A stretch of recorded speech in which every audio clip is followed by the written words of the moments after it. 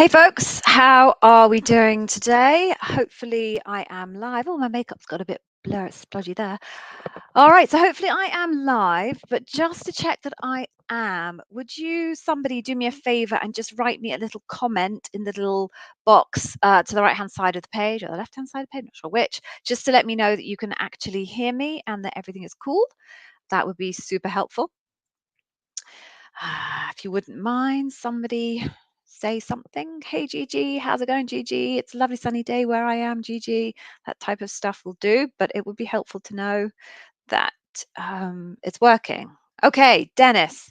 Thank you, Dennis. I really appreciate that. So, right, so at least I know that YouTube is definitely working. Who knows about the other channels? And it looks like I'm on my own. I don't know where Yevgeny is today, so that's a bit peculiar. So I'm just going to ping Yevgeny.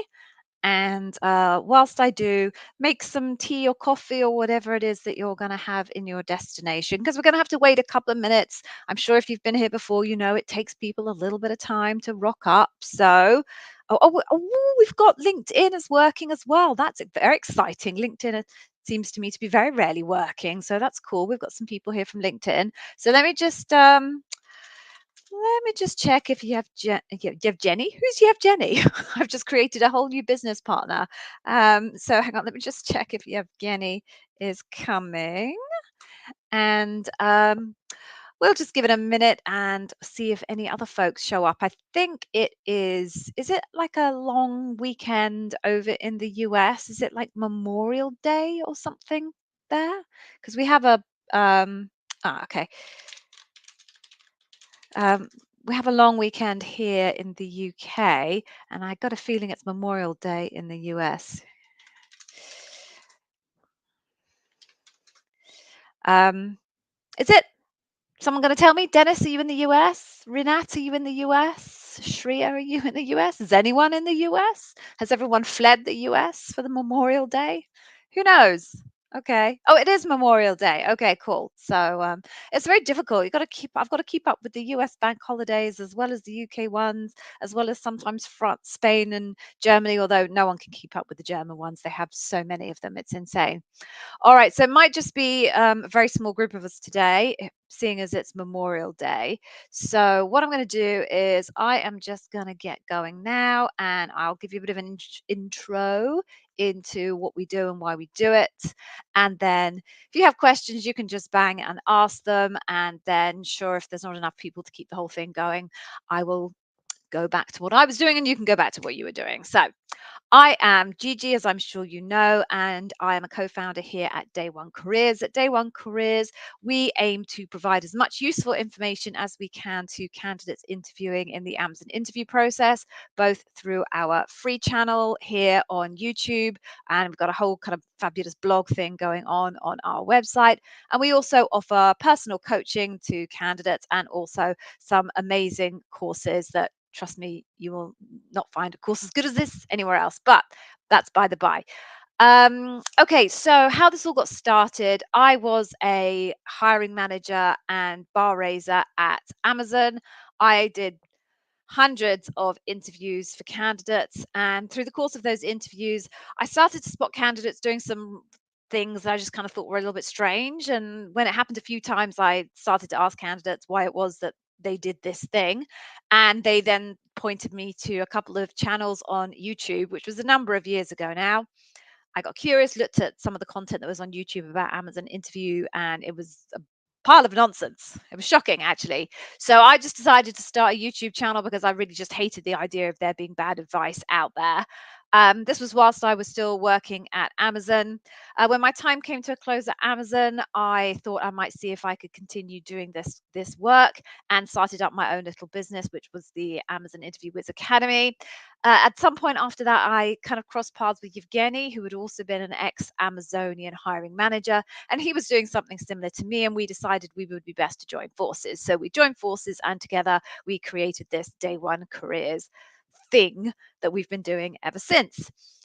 In terms of this particular session, what we're going to do is it's an opportunity for you to ask basically any question that you have about your Amazon interview, but that comes with a couple of caveats. The first caveat is If you would like to kind of understand something around the functional side of your interview, specifically what they might be asking you about your functional skills, etc., I'm unlikely to be able to answer that because there are tens of thousands of job families, and each job family, yeah, honestly, how embarrassing.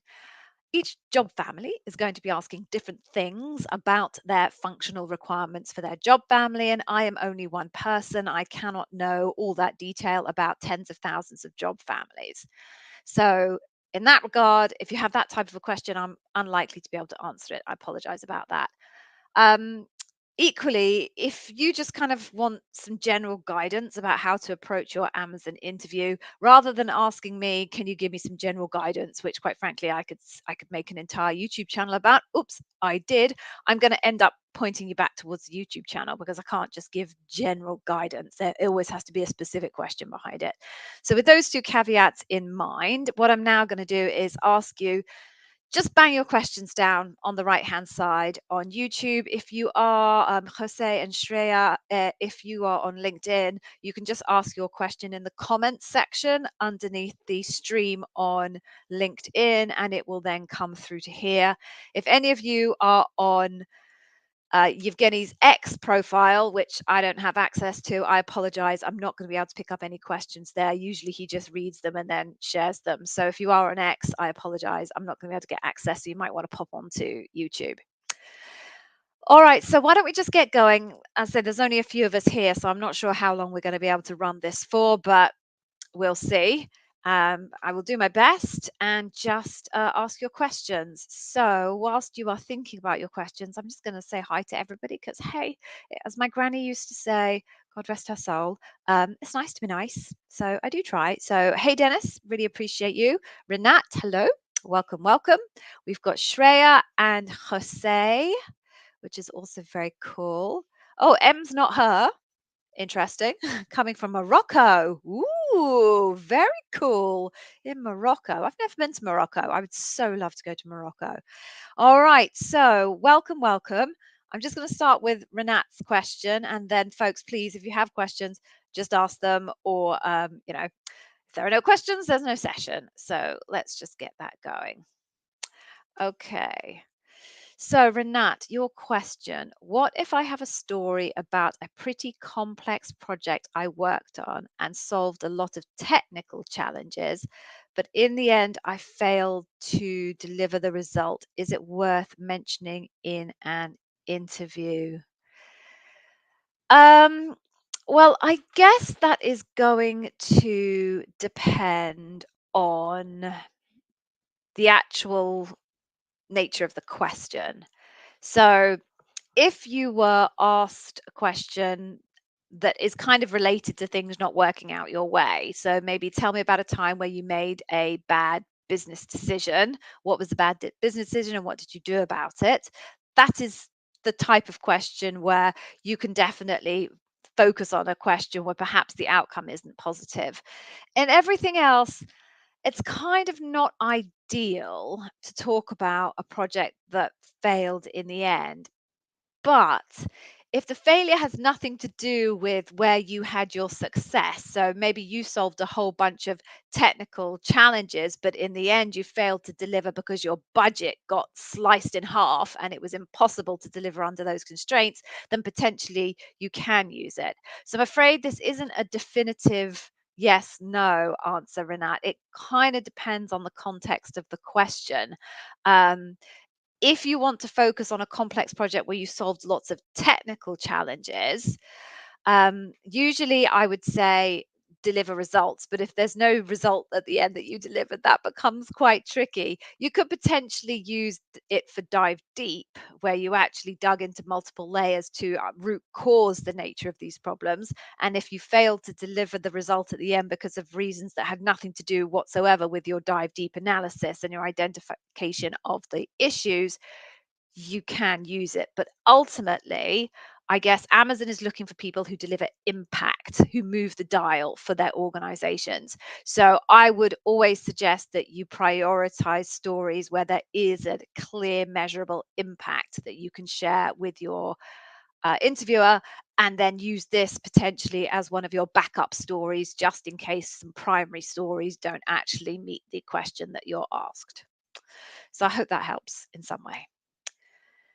Okay, so Shreya, so you're welcome. Oh no, I need to move you in here. Gosh, I'm all over the place today. I feel I'm not well organized today. One of those days, eh?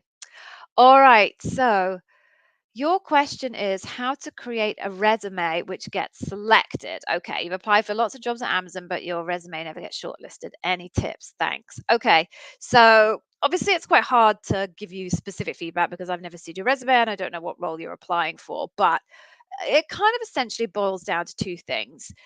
They want to see that you have the functional skills as described by the job description, and they want to see that you have had a measurable impact on the organizations that you have worked for in the past.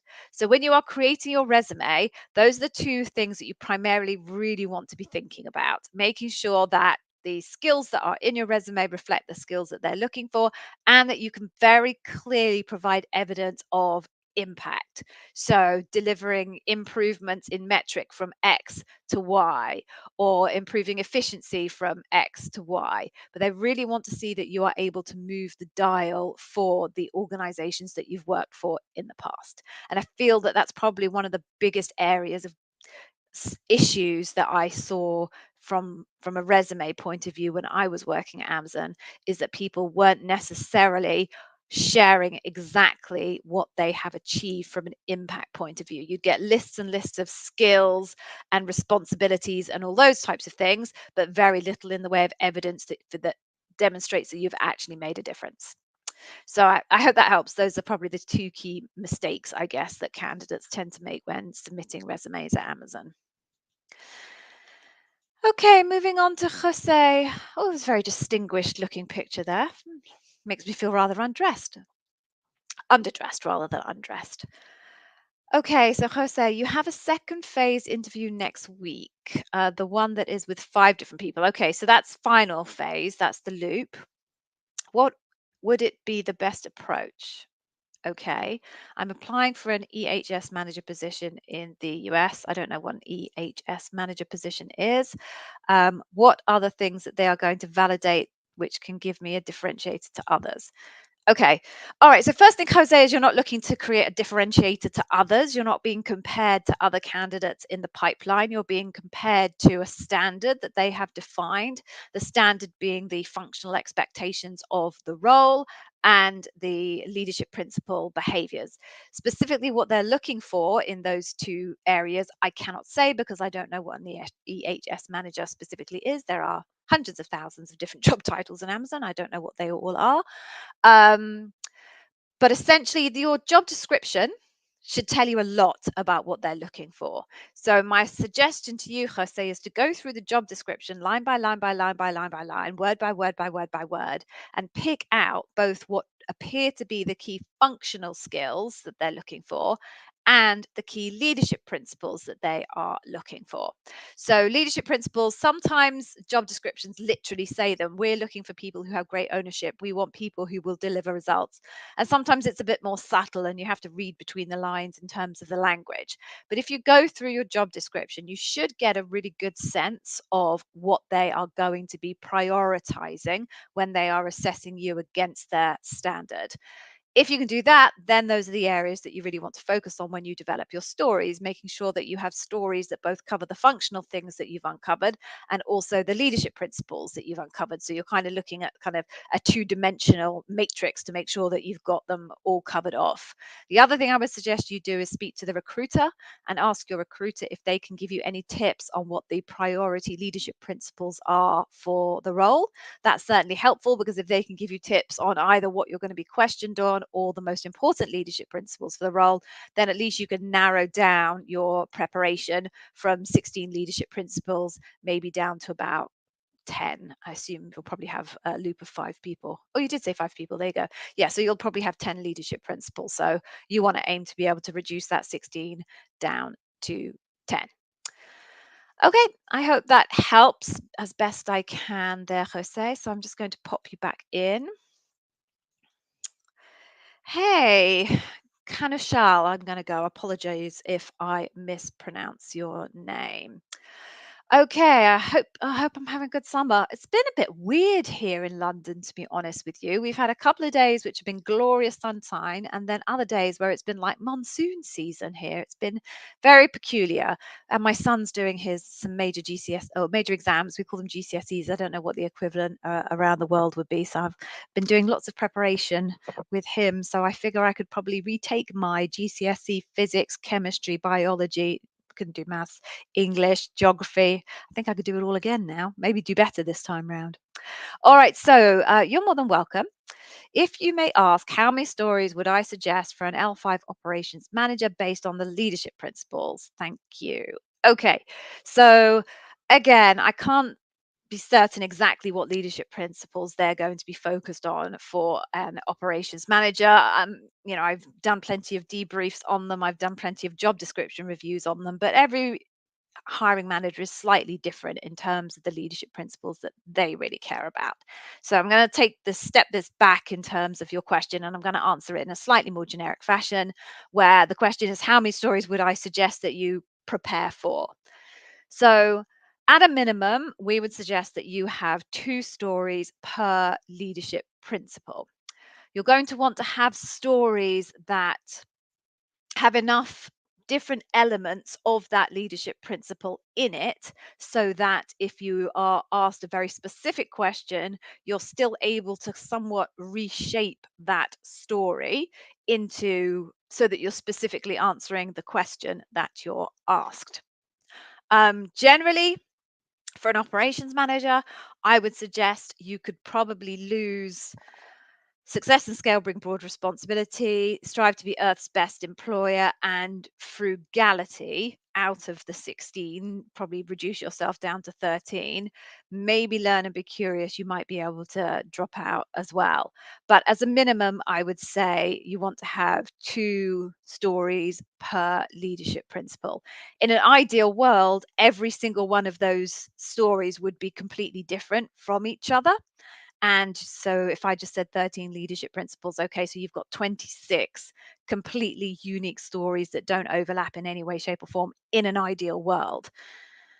Ideal world, sadly, we don't exist within. So, what you might need to do is find yourself using a particular situation and making 2 stories out of it. If you're going to do that, what I would suggest you do is try and find very different leadership principles from within that situation. So, as an example, you might want to create a customer obsession story and a dive deep story out of the same situation because those 2 leadership principles are very, very different types of leadership principle. One is kind of analytically focused and one is kind of human focused. If you do use the same situation but put them into 2 different stories for very different leadership principles, they can come out as sounding like very, very different stories. But if you were to, for example, use the same situation for a customer obsession and an earned trust leadership principle, they're probably going to come out sounding quite similar because those 2 leadership principles are very kind of human focused. And it would be very hard to create something nuanced enough to make it very clear that on the one hand, you're demonstrating customer obsession, and on the other hand, you're demonstrating earned trust. Whereas if you did customer obsession and deliver results, it'd be very easy to demonstrate those different types of behaviors.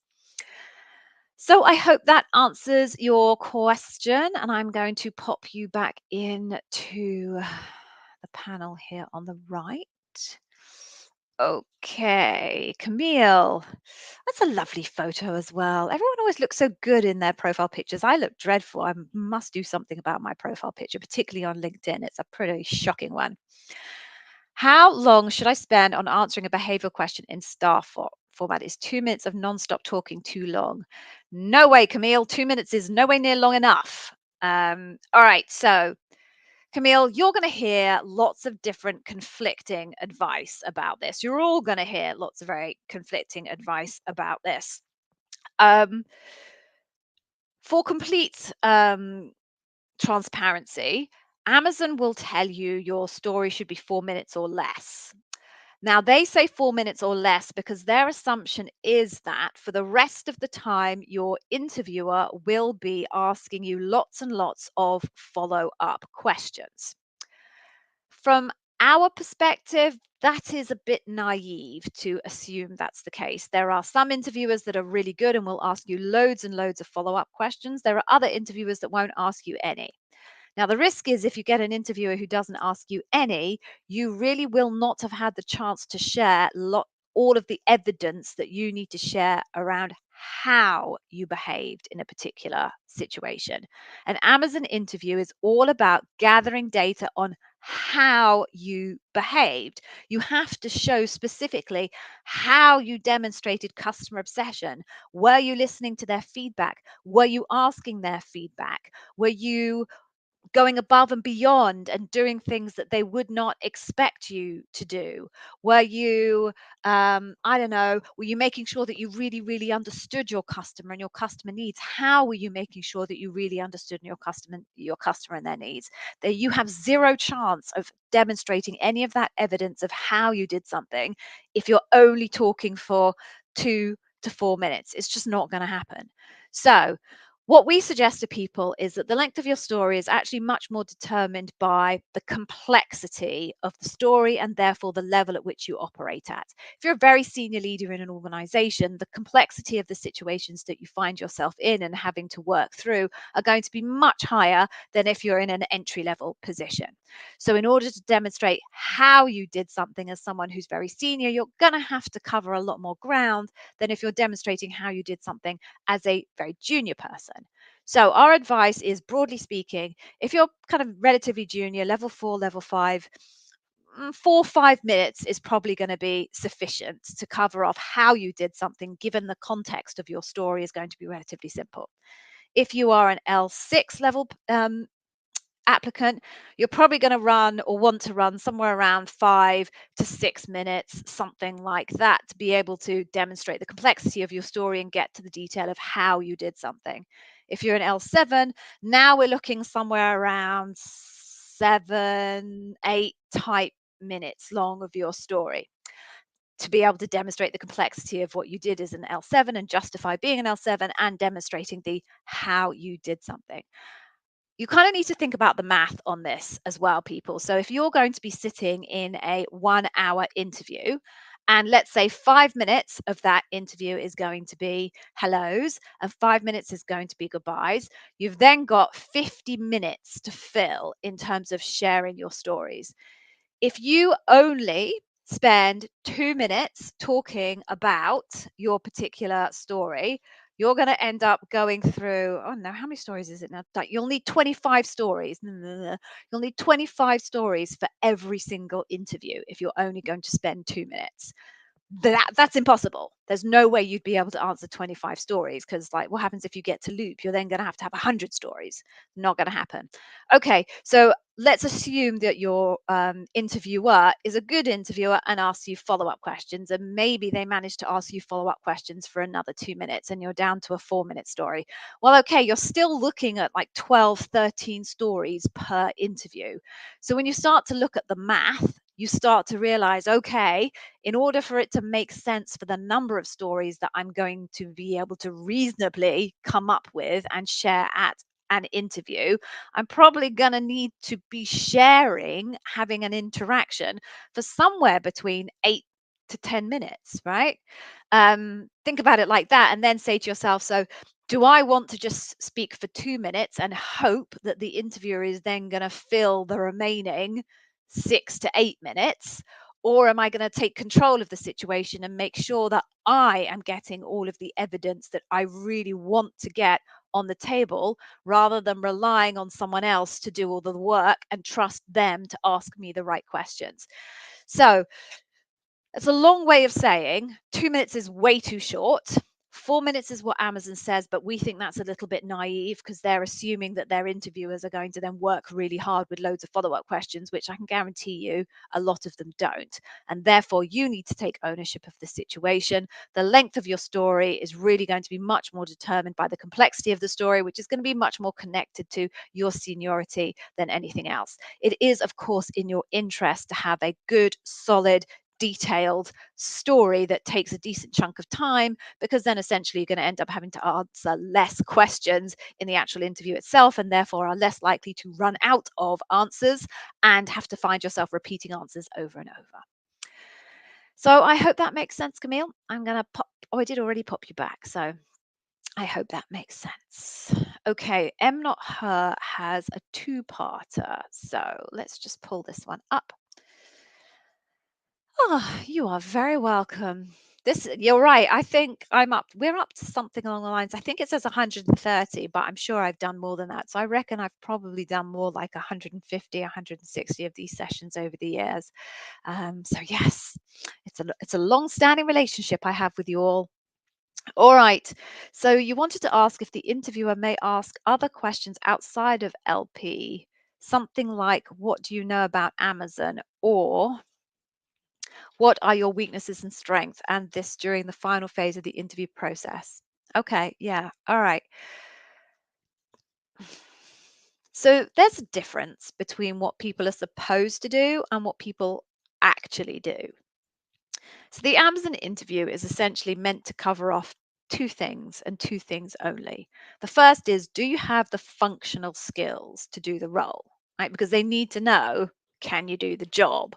Or if you can't do 100% of the job, what potential gaps do they need to fill, and are they comfortable with filling those jobs? The other thing they need to know is, do you behave like an Amazonian? So, these are Amazon's leadership principles, and how good do they think you are based on your experiences of the past and how you've described those experiences of the past? How strong are you in those leadership principles? Those are the only two things that they really need to know. And formal Amazon training tells the interviewers these are only the two areas that really matter and what they need to know. That does not stop people going rogue and asking, quite frankly, bonkers questions that I quite often have no idea why they ask them.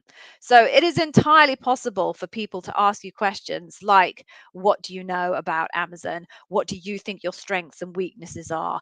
If you were a vegetable, what vegetable would you be?" um, just be disgusted if as a bar raiser I saw anyone ask that. It is entirely possible for people to ask you those questions. Those questions and the answers to those questions aren't relevant for those two things that I was telling you that they need to establish: your functional capabilities and your cultural fit. Doesn't mean to say that they won't ask you them. A bar raiser, if you're at Loop, should insist that the answers to those questions, if they see that you've been asked those questions, are not considered as evidence to make a decision on you, because they are not supposed to be asked. But when you're in earlier rounds and there's no bar raiser to I will call it police. There's no bar raiser to police the process, then it's very possible for someone to ask you one of those random bonkers questions that they shouldn't really be asking you, and still choose to use your answer to that question as evidence to make a decision to then pass you through to the next round. So, in short, it is entirely possible for someone to ask you that type of question. It's entirely possible for your answer to that type of question to be used in evidence to make a decision to move you through at early rounds. Once it comes to Loop, that shouldn't be allowed in terms of using the data itself. How many people will do it? I don't have any stats. All I can say is it should be the minority, because that's not actually what anyone is supposed to be doing when it comes to an Amazon interview. I hope that helps in some way. Okay, let's have a look. What's the next one? Oh, Alexia saying hi. Hi, Alexia. My best friend is called Alexia. I've known her a million years since I was 11, which is a very, very, very long time ago. Trust me, folks. Um, Lighting, you can't see the amount of wrinkles I actually have. All right, so moving on then. Let's pop Dennis back in here.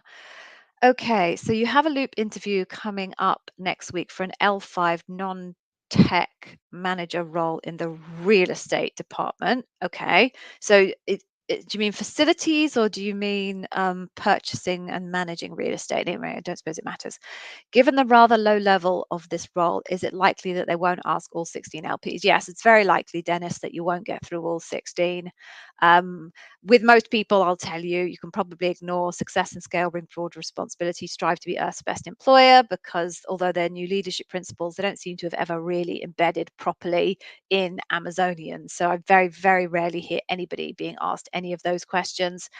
Um, Usually, I would say frugality is also one that people can lose, but given you are talking about real estate as opposed to facilities, frugality may still be on your list. If you're an L5, you can more than likely not have to worry about hire and develop the best because you're not going to be a hiring manager. You might end up doing a little bit of interviewing, but it won't be a fundamental part of your role.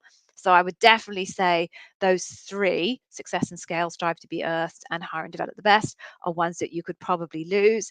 Think big isn't often a leadership principle asked of L5s unless you are in kind of a product role where thinking big is really important, clearly. So you might also be able to drop think big in terms of your consideration. I think I said this a little bit earlier on, but the very best thing you can do is go through your job description line by line by line by line and try and identify what leadership principles the interviewer, the person who wrote the job description, is potentially referring to. There is a playlist on the YouTube channel that shows you me doing that live. It was very scary at the time. Haven't done one for ages, but it was very scary. But show you how I go about doing that when I do job description reviews. And if you would like to, I do a paid service where I can do that for you. The other thing you can do, and I really recommend everybody does this, is reach out to your recruiter and ask your recruiter if they're in a position to be able to share what the most important leadership principles are for the role. Some recruiters will, and some candidates literally get a list of who is interviewing them and exactly what leadership principle that individual will be focused on. Other people just get a list of leadership principles and other people get nothing. But there's no black marks for asking your recruiter to share that information. The worst thing they can say is, I'm sorry, I can't tell you. So as long as you're polite about it, it will not be an issue to ask.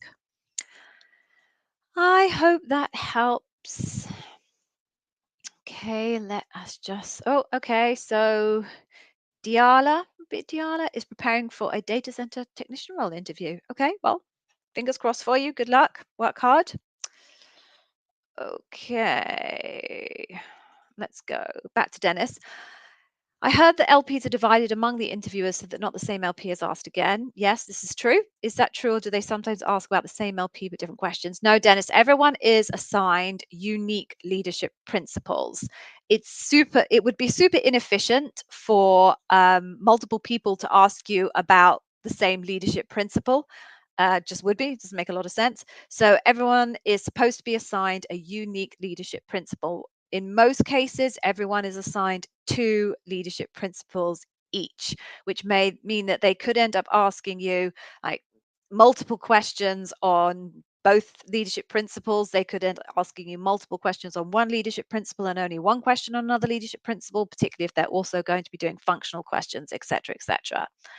Some of the times we hear candidates tell us that um, they're convinced that different interviewers were testing them on the same leadership principle because of the questions that they asked.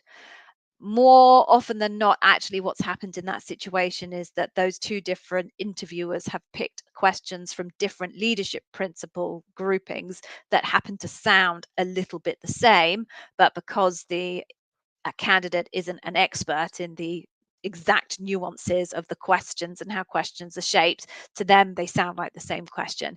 But it should be that only each leadership principle is uniquely assigned to an individual and nobody else is asking you questions on that leadership principle. Okay, so what I'm going to do now, ever so briefly, is just pause and ask you to do me a favor. So, as you know, we put a massive amount of effort, a huge amount of effort. I was pulling my hair out earlier on today doing some animation for some new videos on the YouTube channel. It wasn't working, and I was very upset. A huge of effort goes into this channel for you guys. And obviously, we're very happy to do it. And it's a privilege to be able to support you in what is a really, really important point in your career. But in return, I do ask you a favor. And that favor is, can you please, when you are watching a video, give it a like, engage with it, make a little comment. Hi, Gigi. Thanks for this, Gigi. So excited to be here. Gigi, ask me a question. Gigi, Yevgeny, whatever. Why I need you to do that is it's a sign of engagement. YouTube reads that as a positive signal and says, great, this is good content. This is content that is targeted at the right person. And therefore, we are going to prioritize this content in the algorithm over other content. As you well know, there's a whole ton of stuff on YouTube about Amazon. I would say about 95% of it is absolute rubbish, and the other 5% is all my stuff. Joke. Joke. But 95% of it is, honestly, it's sample size of one, people talking about their own experiences, which are not universal experiences, people talking about information that they've got secondhand or third hand, which is totally unvalidated and incorrect. Everything that I put on my YouTube channel is validated either through my own experience or through my contacts that still exist in Amazon. But I need you to help make sure that YouTube knows that. So what I'm just going to do is briefly going to play you a little music video so that you can take a second to go and give this stream a like, and then we can go back to the questions. So let's just do this now. And whilst I do that, I might also swig my cup of tea, which you can't see, but is hidden below the camera here. So I'm going to play you an amusing little video for 13 seconds, 14 seconds actually, and hopefully please give it a like. Really appreciate it. Like the stream. Like the stream. Like the stream.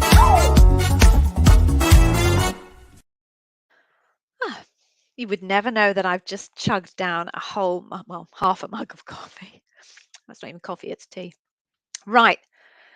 Okay, let's keep going then. Where did I stop off? Dennis, you were the last person, so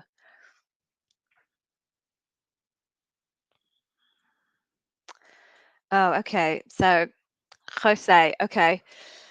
What's the best way to negotiate once you get an offer? How much percentage is okay, or what do you recommend?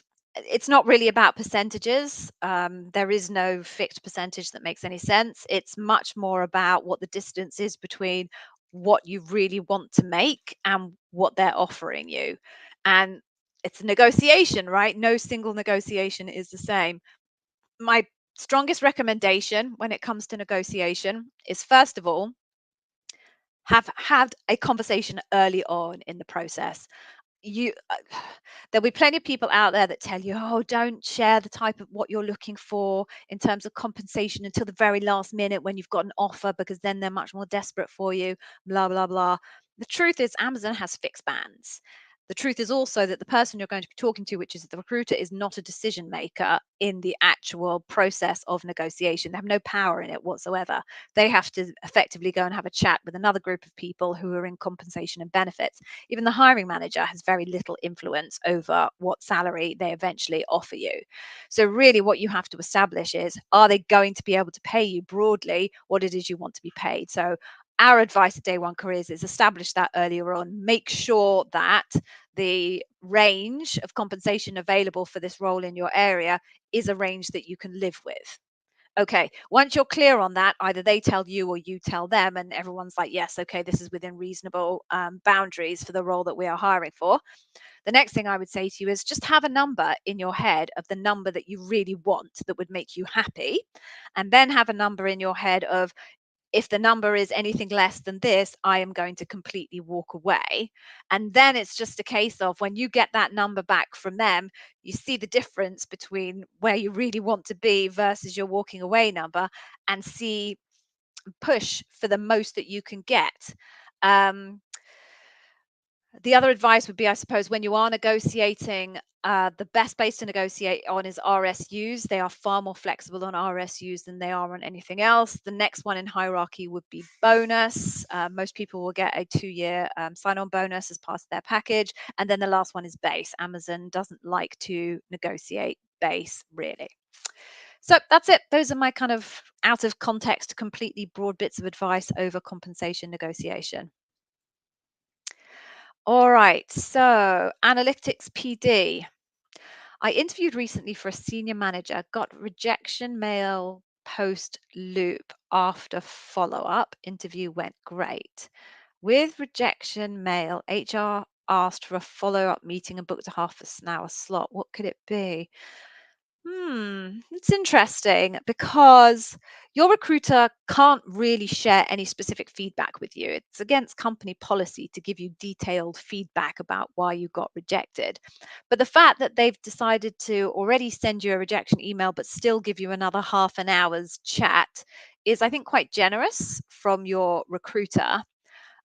Exactly what they're going to cover off in that half an hour, it's hard to know. They might try and give you some generic feedback, or it might be that actually you're a pretty solid candidate. You just weren't right for this role. And they might want to spend half an hour maybe talking to you about where else you might explore roles at Amazon where you might be more suited.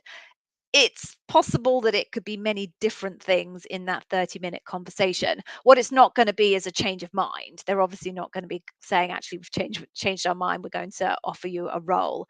But just go into it with an open mind, listen to what they have to say, and make use of the opportunity. That's all I can say. Okay. How can I beat the ATS, Matt? You can't beat the ATS because the ATS is a filing cabinet. You can't beat it. There's nothing to beat. And I tell you what I'm going to do, Matt, because I'm not going to spend this whole session on spending a lot of time talking about ATS because that's not really what this channel is about. I am going to send you off to another channel on YouTube, which is Amy Miller Recruiting in Yoga Pants. I think that is it. Yeah, recruiting in yoga pants. She's a recommended channel on my YouTube channel. She's a current Amazon recruiter. She does loads and loads of videos about all sorts of things related to recruiting. And she does have lots and lots of videos specifically about ATS and what ATS is. But it's just essentially a filing cabinet where they put all of your records from your application at Amazon. What you're trying to say is, how do I get an interview? Right? So, in order to get an interview, you need to have a resume that speaks to the key skills that they're looking for in the actual role.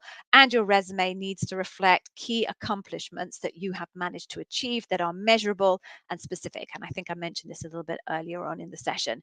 Um, it's not the ATS that is blocking you, it's a recruiter that is blocking you because you aren't meeting the requirements that they're looking for when it comes to the resume. There might be a couple of knockout questions as you go through your application around citizenship and status. They might be looking for very specific qualifications that if they're not on your resume, then that resume is not going to get through that particular filter. But it's not the ATS that you need to be, it's a recruiter that you need to convince that you're worth bringing to interview. But I really would go check out Amy's channel. She's got so much information on there specifically about the ATS and what it is and what it isn't. Okay, moving on. Camille, opinion on thank you notes. Sure. So thank you notes are very nice, but they serve no function whatsoever from an Amazon hiring process perspective. The only data that they are allowed to use for making a decision to hire you or not is collected in the actual interview process. And of course, the writing sample, if you're asked to do a writing sample. Anything else is totally unusable from an evidence point of view. So by all means, send a thank you note. As my granny said, I mentioned earlier on, it is nice to be nice. Everybody appreciates it, but it will make zero zip zilch difference to the outcome of that particular process. Okay. Okay. Back to Dennis again. Okay. So, sorry, Diala, I'm not ignoring you. And I can see you're putting posts up here, but you don't yet have a question in your posts. So, if you have a specific question, Diala UKA, by all means, drop it in there. But there is no question at this point. Okay, back to Dennis. All right. So, is it okay to use stories? Good question. Use stories from other areas of life that are not particularly related to the job description, such as voluntary service, freelance side gig, military service experience, etc. but will answers better for the LPs, or is it best to keep it strictly to your work experience directly related to the role? Okay, good question, Dennis. All right. So I'm just going to pop that out. So your ideal story is going to be one that is work related. That's the ideal story because it's very easy for them to imagine that scenario and how it might play out in the future in their company. Because essentially, what they're trying to do and why they're gathering data on how you behaved in a certain way is they're trying to imagine, okay, based on how this person behaved in the past, how will they behave in the future, because they're trying to imagine you doing that type of work or hitting that type of scenario in their organization. And the easiest leap of hows is if that story comes from a very similar context. Oh, I think I'm going to sneeze. Oh, I hate it when that happens. Oh, quick, quick, quick, quick, quick, mute.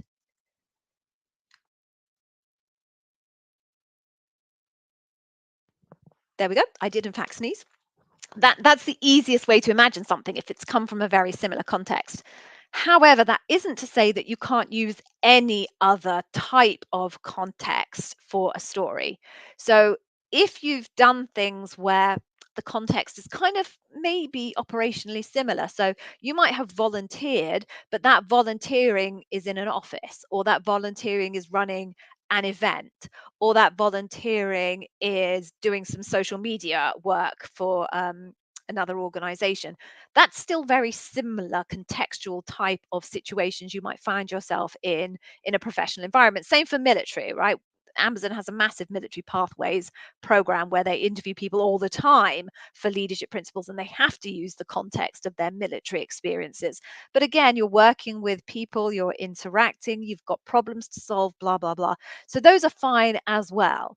The ones that don't make as much sense is when, maybe you're referring to your local football team that you're the captain of, or you've got a hobby that you've been trying to teach yourself, or something like that, because it's so much more of a mental leap to get from how this leadership principle manifests itself in this kind of personal context, and bridging that mentally to how that might manifest itself in a massive corporation where there are thousands of different employees and revenue at stake and blah, blah, blah.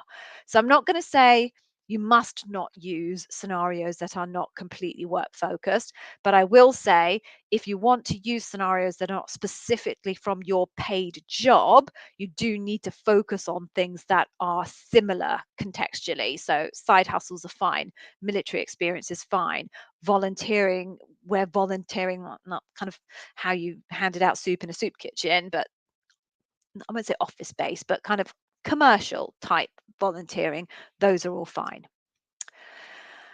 Okay, folks. So I've been through all of the questions at this stage, and we are, where are we on time? We're running at 48 minutes anyway. So what I'm going to do now, folks, is I'm just going to share with you some amazing freebies that we can hand out for you today. And then if anyone has some follow-up questions that they'd like to ask, I can always come back to them after I have shared this information. So what I want to share with you is this banner here. So I never get the right side.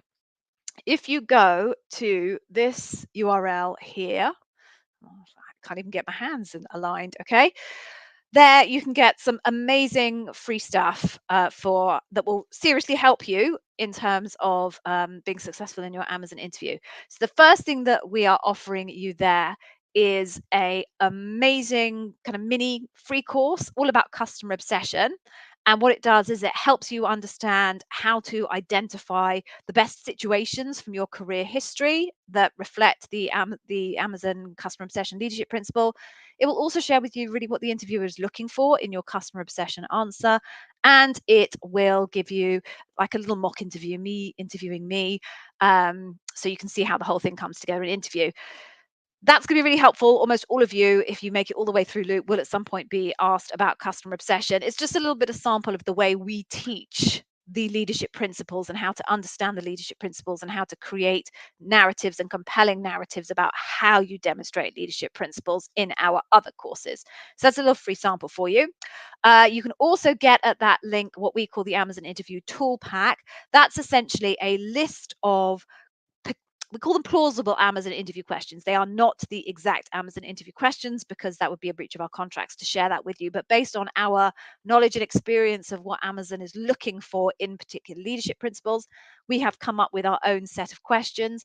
And you can just use those questions to just practice on, essentially. Make sure that you practice how you're going to tell your story. And it will definitely help you in terms of your preparation for interview.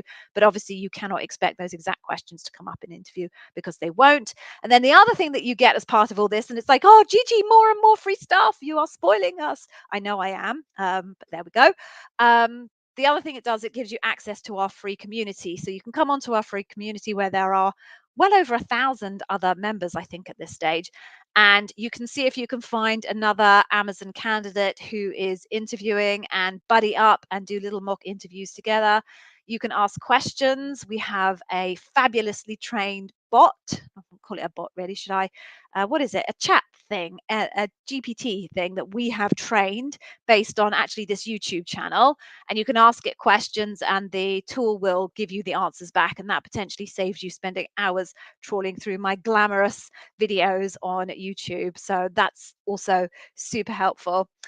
And I've just seen a returner. So I'm going to go back to the comments now because I've just seen someone pop up who has been backwards and forwards a couple of times. But please do go take those freebies, like totally free, no obligation with any of that. But promise you, it will make a significant difference to your preparation. SR71, welcome back. Haven't seen you for a couple of weeks, although I remember we did have some exchanges on the YouTube channel. So you applied for several positions. The majority of them are still in submitted stage, even after a month. What's my opinion on what could be the reason? Right. So there's a couple of things there. SR71 that it could potentially be. One is the hiring manager just has not gotten around to reading the resumes and feeding them back to the recruiter. The other thing is people could be on annual leave, PTO, I'm not quite sure what you call it in the US, and that can delay things. The other thing, which is super unfortunate, but nevertheless happens, is the resume has been reviewed and rejected by the hiring manager, but the recruiter has not yet updated the system because a whole bunch of this stuff is manual. So it may well be that it has been dealt with properly, but simply the recruiter just has not pressed the disposition button, I believe it's called. So all you can do, and this is always my advice to people, is until you're told that you're not being passed through, assume that you're not yet rejected, but at the same time just keep moving forward with your life. I've heard of instances both at Amazon and in other companies where people have these applications open for like a year or 2 years, and then eventually someone gets back to them because they're doing some kind of massive tidy up of their system and lets them know that they haven't made it through, as if they didn't know that after 2 years. So it's definitely not a unique to Amazon thing. It happens all over the place. But there's no one single reason that I can point to for you as to why exactly it might be. Frustrating, I appreciate that. All right, folks. So it feels like we've wound down now, and I'm pretty impressed that managed to make it all the way to 54 minutes, given it is Memorial Day and most people are not about. So I'm going to close up with please do take those freebies. Honestly, it's just so worth having. You'd be crazy not to. Uh, keep keep saying hi to me on the channel. It really makes me very happy when people reach out and say hi. I think I will answer almost every single question anyone ever puts on that channel. So please do say hi. You can even have an argument with me, as some people choose to do on the channel, but no insulting me. Those ones I delete straight away. I have no interest in engaging with anyone that makes comments about my physical appearance, etc., which I'm sure none of you lovely people would do. So enjoy the rest of your Memorial Day. I'm now going to go and make the chicken dinner. It's always a chicken dinner when I'm on YouTube. Thank you for joining. I really appreciate it. Work hard. I wish you the very, very best in your Amazon interviews moving forward. And I hope to see you all again next week. Stay safe. Peace. Take care, everybody.